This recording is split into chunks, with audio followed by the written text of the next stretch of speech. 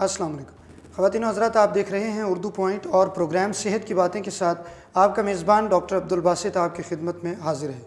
ناظرین، آج ہم اپنے پروگرام میں بریسٹ کینسر پہ بات کریں گے۔ یہ ایک ایسی بیماری ہے جو پاکستان میں تیزی سے پھیل رہی ہے اور اعداد و شمار کے مطابق ہر 9 میں سے ایک خاتون اس مرض کا شکار ہے۔ اس موضوع پہ بات کرنے کے لیے آج ہمارے ساتھ اسٹوڈیو میں موجود ہیں consultant surgeon Monklands university hospital Scotland UK professor doctor Arif Rashid Khawaja. Professor صاحب نے ملک اور بیرون ملک بڑے ہسپتالوں میں کنسلٹنٹ بریسٹ کینسر سرجن کے طور پہ کام کیا اور آج ہمارے ساتھ ہمارے پروگرام میں موجود ہیں۔ السلام علیکم sir, thank you so much for joining اس۔ ڈاکٹر صاحب، سب سے پہلے تو آپ ہمارے ناظرین کو یہ بتائیں کہ بریسٹ کینسر کیا ہے اور یہ کیسے پھیلتا ہے، کن خواتین میں بریسٹ کینسر ہونے کے چانسز زیادہ ہیں؟ دیکھیے، بریسٹ کینسر جو ہے وہ میمری گلینڈز کا کینسر ہے اور دنیا میں خواتین میں سب سے زیادہ کینسر یہی ہے۔ اور اس کی وجوہات میں سے تو کامنسٹ چیز جو کی جاتی ہے وہ یہ ہے کہ خواتین میں کیونکہ وہ فیمیل ہارمونز ہوتے ہیں تو وہ کاز کرتے ہیں، وہ سٹیمولیٹ کرتے ہیں ان خلیوں کو جو کہ پھر آؤٹ آف کنٹرول جا کر بریسٹ کینسر بن جاتے ہیں۔ تو کامنسٹ کاز تو ہارمونل امبیلنس سمجھ لیجیے اس کو، کہ فیمیلز میں ہوتا ہے۔ 1% آدمیوں میں بھی چھاتی ہوتی ہے، اس میں بھی کینسر ہوتا ہے، مگر 99% خواتین میں کینسر ہوتا ہے۔ کہ کامنسٹ کاز جو ہے وہ ان کے ہارمونز ہوتے ہیں۔ تو جن خواتین میں ہارمونز کی مدت بڑھ جاتی ہے، جس طرح جن کے مینارکی جلدی ہو جائے یا کیا کہتے ہیں اس کو، اور مینوپاز دیر سے ہو، تو ان کے کئی سال جو بڑھ جاتے ہیں ایسٹروجن لیول کے لیے، تو ان خواتین میں زیادہ ہوتا ہے کہ جن کی ارلی مینارکی اور لیٹ مینوپاز ہو۔ مگر اس کے ساتھ ساتھ خاندانیت، فیملی ہسٹری بھی اسٹرانگ اگر ہو وہ بھی کاز کرتی ہے، اور اگر کوئی جینز میں چینج آ جائے تو پھر وہ لائن بن جاتی ہے کہ نانی کو بھی تھا، والدہ کو بھی تھا، اور بیٹی کو بھی ہو سکتا ہے، اور اگر پھپھو کو ہے تو پھر بھتیجی کو بھی ہو سکتا ہے۔ تو یہ تین چار کازز ہیں۔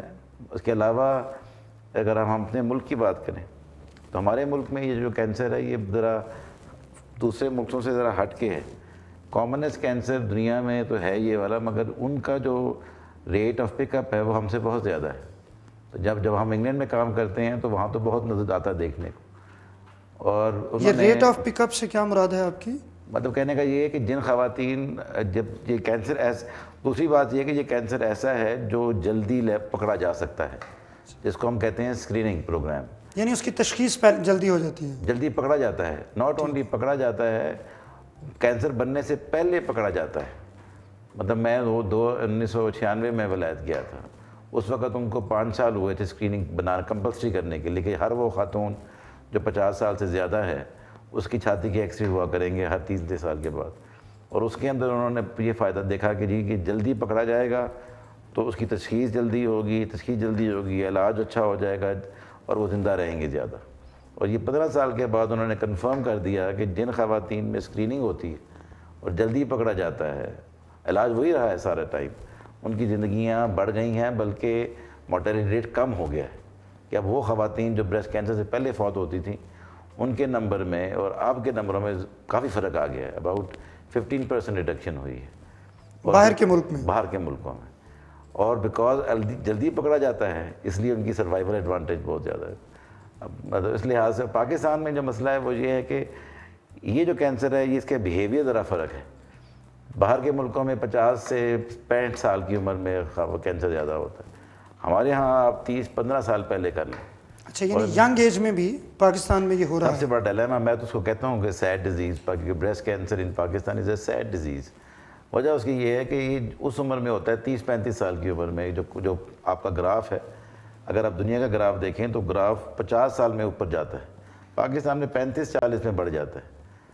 اور یہ جو چیز ہے یہ گھبراتی ہے مجھے، بیکاز اس کا مطلب یہ ہے کہ وہ عورت جو ہے وہ 35 سال کی، چھوٹے چھوٹے بچے ہیں اس کے، ابھی وہ اپنے گھر میں سیٹ ہی ہو رہی ہوتی ہے میکے میں یا اپنے خاندان کے اندر، تو یہ بیماری یاد رہتی ہے۔ جب میں شفا خانوں میں کام کر رہا تھا تو یہ نظر آیا کہ یار انگلینڈ میں اور یہاں کے جو پیشنٹ کا جو آنا ہے وہ اس بہت کی فرق بنیادی وجہ کیا ہے؟ آپ کا ایکسپیرینس کیا ہے کہ وہاں لیٹ ایج میں اور یہاں ینگ ایج میں کیوں ہے؟ میں نے تو میں نے کوئی ریسرچ نہیں، مگر میں سوچتا رہا ہوں اس کے بارے میں، بڑا آپ کا انٹرسٹنگ کویسچن ہے کہ پاکستان میں ایسی کیا چیز ہے. اگر آپ نقشہ دیکھیں جو WHO نے بنایا ہوا ہے, اس میں ایشیا کے اندر جو لال رنگ کا جو ملک ہے جس میں میکسیمم ہے وہ اپنے سب ہمسایوں سے زیادہ وہ پاکستان ہے. انڈیا میں پاکستان میں بریسٹ کینسر اپنے ہمسایوں میں سب سے زیادہ ہے. اگر آپ کہو جی کہ یہ کیوں ہے, تو میں نے سوچنا شروع کیا کہ یار اگر انڈیا پاکستان کی ڈویژن ہوئی تھی تو ایسا کیا ہو گیا ہے ڈویژن کے بعد کہ پاکستان میں زیادہ زیادہ ہے اور انڈیا میں کم ہے. ایک یہ کہ جی مسلمان شاید ہم ہو گئے کہ شاید وہ ویجیٹیرینز ہیں, ہندو مت میں گوشت نہیں کھاتے, ہم لوگ گوشت کھاتے ہیں. تو اگر گوشت کی آپ بات کریں تو پھر افغانستان دیکھ لیں, آپ ایران دیکھ لیں. مگر جو چیز نظر آئی ہے وہ یہ کہ دنیا کے اندر سب سے واحد ملک جس کا ٹاپ پہ کزن میرجز یا کانسنگوینٹی جو ہوتی ہے یا خاندانی شادیاں جو ہوتی ہیں وہ پاکستان سب سے زیادہ آگے ہے اس کے اندر. تو میں یہ کیونکہ تحقیق مطلب میرا دماغ یہ کہتا ہے کہ یہ وجہ جو ہے وہ یہ ہے کہ دیر از انٹر میرجز, اور یہ دونوں کا ضرور کوئی آپس میں لنک ہے, کیونکہ بائی دی اینڈ تو یہ جین میں چینجز ہی کاز کرتا ہے. اور اگر آپ کی خاندانی شادیاں ہوں جیسا تھیلیسیمیا ہے اس کے اندر بریسٹ کینسر بھی زیادہ ہے. اچھا ڈاکٹر صاحب, اس کا علاج کیا ہے, کس سٹیج پہ اس کا کیا علاج ہوتا ہے؟ دیکھیے جی 4 سٹیجز ہوتی ہیں کینسر کی, ہر کینسر کی 4 ہوتی ہیں, بریسٹ کی بھی 4 ہے. ایک سٹیج 1 ہے, سٹیج 2, پھر 3 اور 4. سٹیج 1 کا مطلب یہ ہے کہ گلٹی جو ہے وہ 2 سینٹی میٹر سے چھوٹی ہے, بغل میں بیماری نہیں پھیلی ہوتی. اگر اس کا علاج وہی ہے جو باہر کے ملک میں ہے کہ پہلے آپ آپریشن کریں گے, کیمو لگائیں گے یا شعاعیں لگائیں گے یا ہارمونل تھیراپی کریں گے, یہ 4 چیزیں آپ کے پاس اوزار ہیں علاج کرنے کے لیے. اب دیکھنا یہ ہوتا ہے کہ جی سٹیج 1 میں کیا کرنا ہے. سٹیج 1 میں آپ سرجری کر دیں, آپ شعاعیں لگا دیں, گولیاں کھلا دیں, ٹھیک ہے, نہ بھی لگائیں تو پرابلم نہیں ہو. سٹیج 2 میں چلے جائیں تو پھر کیمو تھیراپی بھی ایڈ کر دیتے ہیں. سٹیج 3 کے اندر جائیں تو پہلے آپ چھوٹا کریں گے اس کو کیمو لگا کر, پھر آپریشن کریں گے, پھر آپ شعاعیں لگائیں گے, پھر کبھی کبھار گولیاں بھی کھانی پڑیں گی. سٹیج 4 کا مطلب ہے کہ بیماری آلریڈی پھیل چکی ہے جسم. تو یہ جو زندگی کی جو ٹائمنگ ہوتی ہے یہ سٹیج پہ ڈپینڈ کرتی. اور پاکستان کی پرابلم جو سیڈ ڈیزیز میں کہتا ہوں وہ یہ کہ ایک تو جوان خواتین میں ہوتی, اور دوسرا یہ کہ سٹیج 3 میں زیادہ آتی, سٹیج 1 میں بھی آتی ہیں, مگر دنیا کے اندر جو ترقی یافتہ ممالک ہیں اس کے اندر سٹیج 1 جو ہے وہ 70% لوگ آتے ہیں. پاکستان میں سٹیج 1 10% پکڑے جاتے ہیں. یعنی جب ہمارے ہاں خواتین میں اس کی تشخیص ہوتی ہے تو وہ آلریڈی بہت سٹیج 3 سیویئر سٹیج پہ جا چکا ہوتا ہے. سٹیج 1 میں جو سروائیول ہے وہ 99% ہے 5 سال. سٹیج 2 میں جو ہے وہ 83% ہے. سٹیج 3 میں کم ہو کر 45%, مطلب یہ کہ 50% سمجھ لیں. اس کا مطلب ہے کہ سٹیج 3 میں اگر 100 خواتین کو ہے 5 سال میں جو مرضی آپ کر لیں 50 خواتین زندہ نہیں رہیں گی 5 سال. تو دیکھ لیجیے آپ سیڈ ڈیزیز بن گئی نا کہ جوان عمر تو لیٹ پریزنٹ کرنے کی کیا وجہ ہے ہمارے ہاں آ گئی. کیونکہ گلٹی جو ہے عورت اپنی چھاتی کو سب سے زیادہ پہچانتی. اگر وہ جو گلٹی جو فیل ہوتی ہے وہ 2 سینٹی میٹر سے کم پہ فیل ہو جاتی ہے. اور یہ ہماری خواتین کا کوئی تعلق انٹیلیجنس سے نہیں ہے, یہ ہماری خواتین اتنی ہی انٹیلیجنٹ ہیں جتنی باہر کی ہیں. صرف یہ کہ وہ گھبراتی ہیں بات کرتے ہوئے کہ کس کو بتائیں. سوشل پریشر کہہ لیں یا شرم, کلچرل پرابلم ہے کہ female don't want to talk about it, کہ اپنی کسی ساس کو بتائیں یا خاوند کو بتائیں, وہ چھپا کے رکھتی ہیں کیونکہ یہ ایک تہذیب کا کلچر کا حصہ ہو گیا ہوا ہے. اور یہ میرا خیال ہے وہ کیونکہ یہ گلٹیاں درد نہیں کرتی, تکلیف بھی نہیں ہوتی, اس لیے وہ بیٹھی رہتی ہیں. اور یہ 6 مہینے میں اگر آپ کو گلٹی فیل ہو گئی اور آپ نے 3 سے 4 مہینے کی ڈیلے کر دی ہے تو یہ سٹیج 1 سے سٹیج 2 اور 6 مہینے میں سٹیج 3 اتنی تیزی سے پھیلتا ہے. بالکل, اگر آپ علاج نہیں کریں گے تو بڑھنا شروع ہو جائے گا. صرف بزرگوں کے اندر جو اولڈ ایج ہوتا ہے 80 سال کے اوپر وہاں یہ سلو گروئنگ ہوتا ہے, مگر جتنا جلدی جتنی چھوٹی عمر ہوگی اتنا وہ تیزی سے مطلب بڑا ہوگا. پھیلے گا تو بعد میں کبھی کبھی فوراً پھیل جاتا ہے. مگر اچھا, ایک دفعہ اگر اس کی سرجری کے ذریعے اس کا علاج ہو جائے تو کیا یہ دوبارہ بھی ہونے کے چانسز ہوتے ہیں؟ کینسر کوئی بھی آپ کہہ سکتے ہیں 100% علاج کسی کا بھی کینسر کا نہیں ہے, مگر سٹیج کے حساب سے ہے. اگر آپ سٹیج 1 پہ ہیں, اگر آپ کی سرجری ہو گئی ہے, شعاعیں لگ گئی ہیں, گولیاں کھا رہے ہیں, کیمو پورا علاج مکمل ہو گیا, تو چانسز ہیں کہ 98 to 99% خواتین 5 سال گزار لیں گی. اور جو لوگ 5 سال گزار یعنی لیتے ہیں 5 سال تک ہی صرف گارنٹی ہے. کینسر کو جو فالو کرتے ہیں تو آپ 5 ایئرس کرتے ہیں, پھر 10 ایئرس کرتے ہیں, یا 15 سال کرتے ہیں. تو یہ ہوتا ہے کہ جو 5 سال جو ہیں وہ 99% خواتین زندہ رہیں گی. سٹیج 1 کی بات کر. سٹیج 2 میں سٹیج 2 کے اندر وہی خواتین کو آپ 80% کرنے کا مطلب 20% خواتین نہیں رہیں گی. 10 سال جو اگر آپ 10 سال کی بات کرتے ہیں تو سٹیج 1 کے مریض جو ہیں وہ 90% زندہ رہیں گے. سٹیج 2 میں وہ 90% کم ہو کر 70% ہو جائے گی. اسٹیج 3 کے اندر وہ 30% رہ جائے گا کہ سروائیول فار 10 ایئرز. اچھا ڈاکٹر صاحب، اس کا خوراک کے ساتھ بھی کوئی تعلق ہے، ہمارے لائف سٹائل کے ساتھ بھی کوئی تعلق بالکل ہے. ہمارے یہ جو ریسرچ کہتے ہیں جس خاتون میں چربی کی مقدار زیادہ ہوتی ہے، جس طرح میں نے آپ کو کہا کہ ہارمون ایسٹروجن جو ہے وہ پریکرسر ہے کینسر کا، تو یہ جو چربی ہے اور ہماری خواتین میں ہے اس کے اندر ہارمون کا لیول چاہے آپ بلڈ ٹیسٹ کروائیں یا نہ کروائیں مگر وہ چربی میں ایسٹروجن بنتی ہے. تو اس لیے موٹی خواتین میں بریسٹ کینسر کا رسک زیادہ ہے. اس لیے جو اربن ہے، شہروں کی جو خواتین ہیں جو کہ کم کام کرتی، سیڈنٹری ہیبٹس ہیں، ایکسرسائز نہیں کرتی، کیونکہ گاؤں میں چلے جائیں آپ کو بڑی کمزور خواتین نظر آئیں گی.